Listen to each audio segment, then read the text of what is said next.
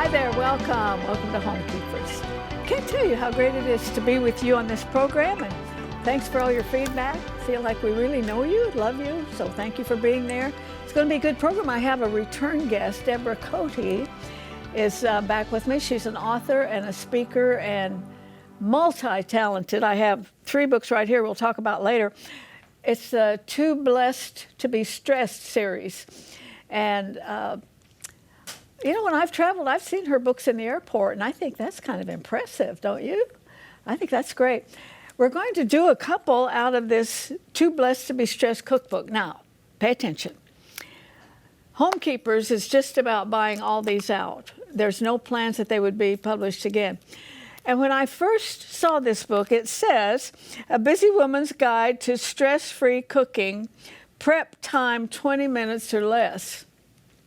And you see a sentence like that and you think, really?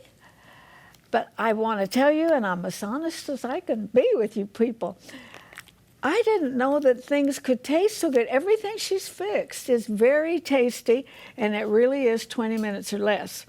So we're getting all the books we can from her, and after that, no more.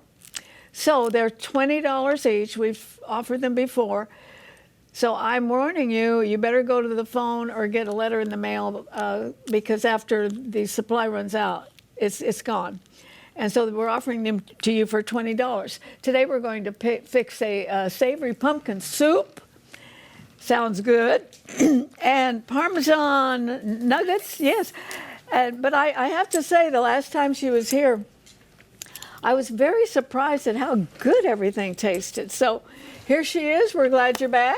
Thank you, Arthelene. It's always a pleasure to be here. I know. And girl, the more recipes I see in this and all, I wonder, how long did it take you to accumulate something that will fit that? Well, that's a good question. This is actually many years worth of accumulation and tweaking recipes that belong to my mother and my grandmother and different people in my family that we always loved. So I tweaked them to get us a little bit and faster. Something's burning on the burner. Yeah, and that's our fault. We're just going to ignore that right now. But we're going to start our pumpkin soup. It's lovely, savory soup. So how much pumpkin did you put in there? I'm putting 1 can, and this is actually a half a recipe. Okay. I'm putting, since it takes 2 cans normally, so I'm scooping the pumpkin out into the pot, and we're putting a half a container of chicken broth. That would be about this. I use fat-free. You can use fatted if you prefer, but this is half of a 32-ounce container. So if you do the math, I guess that's about 16 ounces. I have a hard time with math. I'm seeing how this is coming together. I've never made pumpkin soup, but you ought to be ashamed of yourself. It's so easy. Oh, it is so easy. So you just stir together the pumpkin and the broth, and I usually put it on about a medium to medium-high heat because it needs to simmer just about 7 to 10 minutes. Now, was this a family recipe? This was actually a recipe that a neighbor introduced me to, 30 years ago. And it was so fabulous that I have used it and used it and used it ever since. Takes a half a teaspoon nutmeg, half a teaspoon cinnamon, and I'm a little heavy-handed on the cinnamon. I love me some cinnamon. You should see the cinnamon she brought is like that. Yeah, I have a vat. And a little salt, about a half a teaspoon of salt. And then some brown sugar, just a teensy bit to sweeten it. It actually tastes very savory. Long do you let that? I think you let it simmer very low, but for a while. I do. About medium. After it starts to look like it's beginning to go together, a little bit boilish, then I'll turn it down, leave it on medium to medium low, and go about 7 to 10 minutes at that point. Now, you also have some half and half cream that we're going to save till the end. Oh, I'd probably put the heavy cream in it myself. It mellows it. It's wonderful. So we're going to, right now we have this lovely soup mixture. We're just going to let it simmer while we go over here and we make some biscuits, some Parmesan nuggets. Disgustingly easy. Yes, indeed. It's all really basically done now, except for the half and half. So do you know what I would do?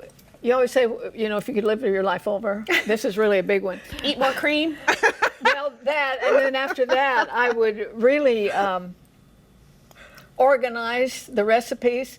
This is a recipe for the fall. This is a recipe Yes. when the leaves turn yellow and brown, and you Or just have pumpkin. Or when the family comes home and you don't have time to do anything today else, in May. and you need something very nutritious. Okay, it's let me perfect. come over here. I'm just going to watch it a little bit. Maybe just stir it every now and Yeah, then. yeah. So these are the Parmesan nuggets. I'm going to show you. I have some already done. They're lovely. They're wonderful for breakfast, brunch, lunch. Let me go ahead and show you. I can't stand it. Isn't that? Let's see. Where's the camera? got it, There they it got is. it, they got it. It's lovely. Okay, so these are just little bite-sized nuggets. They're very easy to make. I use them also when my kids used to come home from school hungry. They're excellent snacks for that. In fact, my little grandson, 9-year-old Blaine, came with me over here to film today, and I gave him a baggie when he got in the car, and he's happy as a pig. So these are non-sweet and delicious for children, Hello, too. Blaine. He's sitting back there with our director, Gary. He is a straight A homeschool kid, and he'll probably know how to direct when he comes He's back. a good guy, and he's learning to cook, too. Yes. So I'm taking, I'm going to make, this is a full batch, but I'm going to make over that way, she said. So there we go. I'm sorry. So we're going to make a little mini version of them so you can see. And this is going to pop. Maybe. She thinks. Maybe not. Let's see if I can get it with my fingernail. It'll probably make me scream when it goes. There we go. So that's the little one. This is just a 5 biscuit one. This is a 10 biscuit batch. So here's why it makes so many. You take the biscuits, clear you out a little hole here, and we're going to just quarter them. Oh, I can tell what she's going to do, and I'm going to do it the next time I have company. So it makes them bite-sized.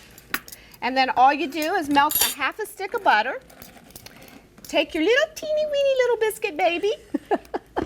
You dip it in the butter, you dredge it in the Parmesan cheese. Oh my. And there you go. There you have it. And how long do you bake it? And what? You bake it 7 minutes. I timed it this morning. It was precisely 7 minutes at 350. And it makes the loveliest crunchy, little crunchy bottom. I don't know if you can see here, but the bottoms are crunchy and brown, and you just barely brown the tops so that they're nice and soft in the middle and crunchy on the outside. Well, And so, I repeat, there you go.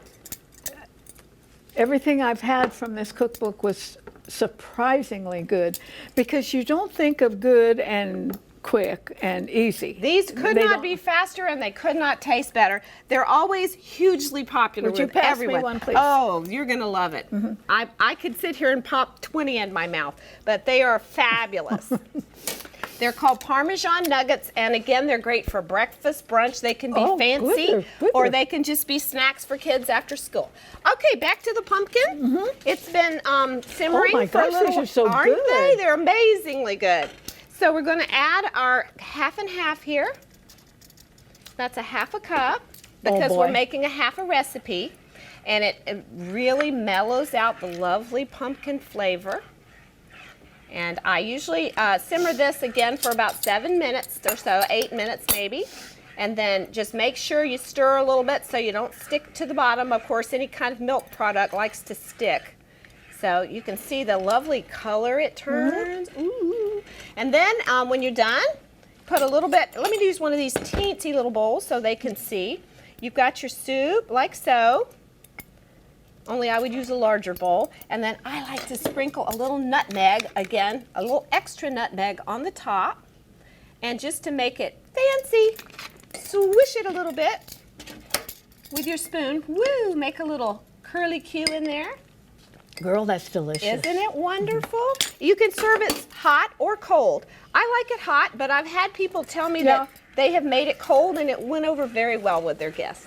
So, Well, wonderful. 2 recipes again, and remember in the book, 20 minutes or less. 20 minutes or less. Congratulations. Everything in the book is 20 minutes or less. So it makes for busy moms that come home and have to do something quickly. It's a perfect thing for them. I've always thought that the bread thing could really make the meal. Yes. You know what I'm saying? Well, that's why I wonder why restaurants don't offer more nice bread options, because that brings me into the restaurant if they've got good bread. Yeah, but when you're sitting down there, they bring it to you first. Yes. So kind of good sport. Okay. these recipes we will send you if you don't get the book, so you know how that goes, and the information is coming up on your screen. There's several ways you can get it, and we'll get it right out to you. Don't forget that stamp on your self-addressed envelope. We get those, and a lot of people have been forgetting the stamp, and it makes it a lot easier if you'll send it with stamp on it. Okay, you stay right there, because we're going to talk more about her ministry. She speaks, she writes, she's extremely talented, so stay there. If you would like a copy of today's recipe, you may receive it by contacting us through social media as listed on the screen. When requesting a copy through the mail, be sure to include a self-addressed stamped envelope. Thank you, and please know we always appreciate hearing from our viewers.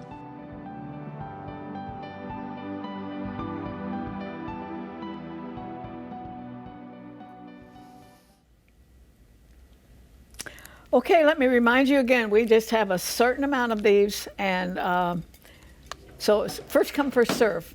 I think you'll really want this one. I'm glad to have you back. You know, I was thinking, never delved into your life, your testimony. We talk about your books, and it's a Too Blessed to Be Stressed series. Yes. This is Devotions. This is the new one that's the large print version of the 3-minute devotions for women. The 3-minute devotions for women, under the auspices of Too Blessed to Be Stressed, has sold almost 1 million copies by itself. It's now in Walmart, it's in Publix, it's in airports. Yeah, it's amazing. I like big print myself. I do too. 3-minute devotions, and this one is just for moms. That one's a Mother's Day special. I brought it with Mother's Day coming up. That's Too Blessed to Be Stressed for moms, and it's specifically for moms from age 20 through 80. You know, and it's been a very, it won a couple of awards, and it's been a very, I think, ministers to a lot of women. I've had a lot of people really thank me for that book. Where did you get this title for the series, Too Blessed to Be Stressed? Well, you know, I was just trying to remember that the other day, and I think it came with my publisher, my editor from my publishing house, my agent, and myself were brainstorming one day, and we knew the book was going to be about stress, but we just didn't know exactly what we were going to call it. And from my childhood came, I'm a Southern gal, if you couldn't tell, and Too Blessed to Be Stressed was something my granny used to say. And I thought, oh, that's perfect. It just kind of popped into my head. And what a way to remember your grandma. Yeah. Okay, and this one is... That's Too Blessed to Be Stressed. That's the 365-day devotional. Oh, this is wonderful. It's called Inspiration for Every Day, and it has just come out in a new form, which it's actually pink, and it looks a lot. Looks a lot like this cover, and it's called 3-Minute Devotions for Women, Morning and Evening. And so it's divided into a morning and an evening devo, but it's the same content as that one. This one has the devotion, and then it has space for you to write your thoughts. My sister, Dawn Crabtree, who lives in Boca Raton, she goes through Carol Kent's book, as I do. Yes. He holds my hand. And she writes. You've given them a place to write. Yes, that's a devotional journal, so we have a place to And I've jot your thought, thoughts. when she goes to heaven, what a treasure. Aww. What if you wrote all your thoughts about God and what you were wanting to say to him and what he wanted to say to you, and you wrote it down? What a legacy. Or your family, and your this is the cookbook, of course. And there are others. Yes. There are We have 30 in the series so far. 30? 30 different books. That's counting some are not actually books. They're calendars and devotionals and different things like that. But yeah. Okay, I've never gone back in your life with a grandma like that. Oh, she gave me a bracelet too. Too Blessed to Be Stressed. That's a reminder. There's I no have way. had a lot of those made up, so I give them to when I have contests like I have going right now at my website, giveaways, and the people just love those because they're little reminders. We can just remember how blessed we are, and therefore things that are stressing us out don't seem quite so stressful. And that is true. That is true. in our culture today, you have to remember God is still on the throne and he hasn't gone anywhere, and you're still blessed and he's still watching over you. Okay, I want to get into your life a little bit. We've always talked about your ministry because you still travel, right? I do. It's been a little bit slower with the pandemic this year, but it's picking back up now. We've got some speaking engagements coming up. I was in touch with Carol Kent, and hers is really picking up. So. I'm actually affiliated with her Speak Up Speakers Bureau as well, so I love her. She's a blessing. She comes on here every month. Love her. Okay, I want your history. From what you said about your grandma, I would assume you were raised in a Christian home? I was very blessed. Both my parents were Christians. I accepted Christ as my Savior when I was 8 years old. And I had a little bit of time in my teenagership, is that a word, where I kind of strayed a little bit, and I was trying to find my own faith and not have my parents' faith but my own. And I found that. At the same time, I found a godly Christian man my first year of college. We married 3 years later, and we've been married ever since now. It's been, I should know that, shouldn't I? 43 years. But yeah, so I've been a Christian a long time, and I've been a Bible student just as long. And I take my faith very, very seriously. But my books are very, very funny. And I've been asked why that is. And I think that a lot of women need a back door. They don't want to step into a church. They're afraid, they're fearful, they're guilty.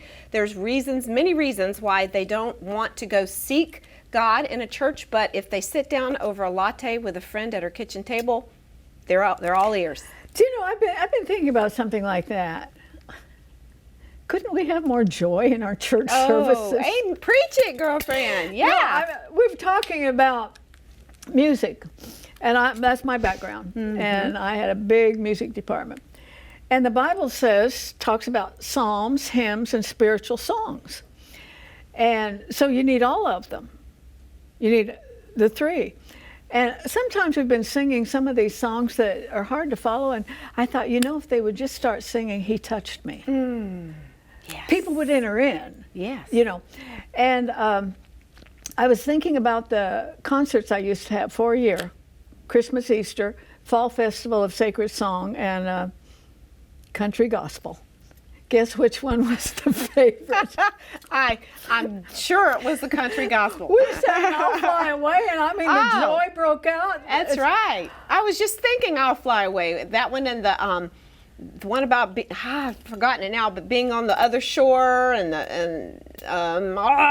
all those good old country gospel songs. I was just thinking, you go through and you sing a few of this and that. Where's the joy? Yeah. Because that's supposed to be the Christian life. Yes, it needs to be underlying every praise song we sing. That's where the praise comes from, our joy that God's given us, our Jesus joy. Now, when you go out to speak, what is your main subject? Generally, too blessed to be stressed these days. But do you take it down different avenues? I do. It depends on the group and what their needs are. We call it the felt need of the group, what age their group is, what kind of things they're dealing with right now. I was invited to one church, and they said, "Would you come speak to us?" And I said, sure. We started to set up the details, and they informed me that the pastor had just died. So they had a whole separate, interesting set of needs than other people would have. So I tailored everything I had to say in my scriptures and my message to the needs of acute pain and grief that they were going through, having just lost their pastor. So I try to tailor it. These days I've been getting a lot of requests from a book I wrote in another series about unconditional love and Papa God's unconditional love. And so I've been working on those speeches from that book. So I'm very open to whatever the church needs, the group needs. Also, I think a Christian speaker should evaluate this crazy culture we're in. Oh, so true. I have a gal on once a month to talk about education, and I'm telling you what's going on in education. Curl your hair if you really knew. And so this pressure, this crazy woke thing and the cultural thing and all. When you get the Christian women together and the mamas and the grandmas, we got to point them back to the cross and what it means. And it means life. it means in the middle of this mess, we can have life. We can have life abundantly. Amen. Amen. It's not over. It's just beginning. Mm-hmm. Yeah, that's what I'm trying to do now, is just to give people hope. I'm talking now about a new book with my agent about hope, because I think that's post-pandemic. I think that's where we need to head, because so many people feel hopeless and helpless, and they just don't know what to do. And there's so much hope in God's Word. That's what it is. That's what it's all about. Hope for the future, hope for today, hope for this very minute. Yes, the scripture talks about a lot about and hope deferred, Yes. and the disaster of that. I remember one time I started a women's conference, and I said, I want you never, ever, ever after today feel sorry for yourself. We're kind of whiny, kind of a whiny, even in the church. And I'll never forget it. And I said, this is your last pity party. So, Well, we need shoot. that. We need the finger in our face I'll never sometimes. forget their We looks. do. I mean, we love pity parties. But I'll never forget one lady who really accepted the message. You have to look in the mirror. And I really, God being my witness, try to do it every single day. You've been so good to me. I don't have any reason to complain. And that's it. Thanksgiving, thankfulness, that's the key. I think that's really what will turn our eyes back to the Lord. If we can watch Jesus, all that other stuff is secondary. You know, He's the one that's going to bring us through, and He's the source of our hope. But we just have to be reminded of that now and then. So I'm grateful to you for reminding us of that. Oh, good. Now, when you were real young, and I found this interesting question for a lot of people who write. Did you always like to write? No. You're kidding. No, I was terrible. To put out a body of work like that? I ran into an English teacher of mine about 3 years ago at a funeral in my hometown. She was sitting right in front of me, and she looked different. Okay, she was old back then, but she was really. And my girlfriend and I sat there. I said, "Is that Miss Harris?" She said, "Yeah." So I tapped her on the shoulder and said, "Hi," and introduced myself again. And she kind of remembered me really well, a little too well. Sort of. And I said, "I just want to let you know I'm a writer now." And she said, "No." I said, "Really, I am." And she said, "No." That's surprising. Most of them. I was a rabid Discover reader. young. I read everything I could get my hands on, hundreds and hundreds of books from our public library and school library. In fact, I devoured all the shelves in the young adult section and had to move to the adult section. But I didn't write that well or that much, and I think it was because I was still trying to figure myself out inside, and that didn't happen until college years and shortly thereafter. So once I kind of got a grip on who Debora Coty was and who her Papa God is, it all came together, and that's when I wanted to share with other people. Do Started you writing. have a method? You're writing a book now on hope. Do you write so many hours a day? Is there a regimen to it? Well, I'm a very early riser to a fault. Me too. 4:35 is about when my rooster in my head crows. So I'm up very early. So that's my best writing time. I'm in my little writing cave, as my children and grandchildren call my office, and I stay there for 3 or 4 hours every morning early. And then I get up, I go walk, I breathe, I do my prayer walk with Papa God, I get some input. And then I go back and write again until about noon, and then after that I use the rest of the day for other things with my family and so. You might have just joined us, and I'm talking to Debora Coty.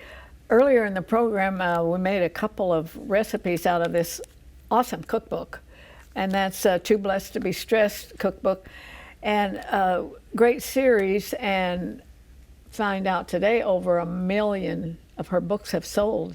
That is. There's a lot of writers who would like to say that. I think the Lord has really blessed you. It is, and it's a surprise blessing to me. I never expected to be a writer. And I think we hit 1.3 million right before the pandemic hit. So I don't really know what the new count is, and I'm just so grateful. It might be new. I imagine people read more during the I hope pandemic. I want to get back to speaking, because that's what I've done a lot in my life, and that's where you connect in ministry. Very true. I mean, I just got a email before I came down here.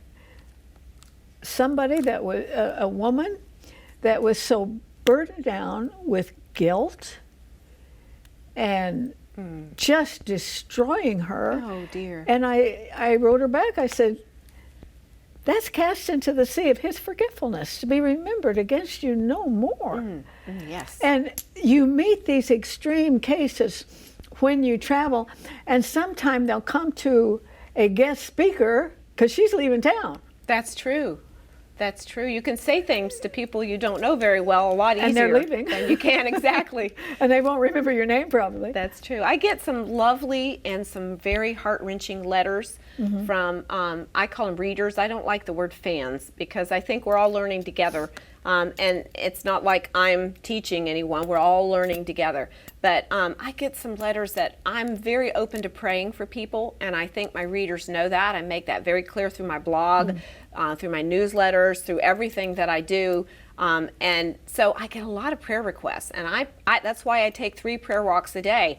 I'm taking this seriously, and I pray for each and every one of those prayer requests by name. And I think that's a really good behind-the-scenes ministry that I believe the Lord honors. And I really appreciate being trusted to pray for people's deepest needs.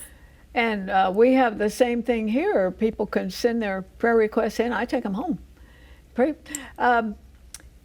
We've had a website up if you want to check it out, because you can tell how broad her ministry is. And this pandemic has, history will tell us how it shakes out. What's interesting, I want to know, is the church. I think in many ways the church has flourished through the online, and people who never go to church, they're watching it. And people have been accepting Christ through that now. So that hasn't shaken out yet. But we do hear horror stories on the news of the effects on students and parents who can't work anymore, so because they stay home with the kids, and so they have a financial problem, and it's just compounded. And so we're out of time, but I want you to know that we're aware of that, and we want to pray for you. And the Lord will see you through this thing. He really will. We have prayer partners standing by right now. There's a telephone number that you can call and tell that person how this pandemic has negatively affected you. And there's not an answer that Jesus doesn't have. He will see you through it. He will see your children through it. And that's where we've got to let faith arise. That's where we've got to allow trust to come up. We're not of this world. We're of a different kingdom. And keep reminding yourself that, even when the whole culture is kind of going down tubes, you're a child of the King. And we are out of time. So join me next time, remembering there's no higher calling than that of a homekeeper. God bless you. If you should miss a Homekeepers program, you can catch up by going to www.ctnonline.com. Click on CTN Programs and then on Homekeepers.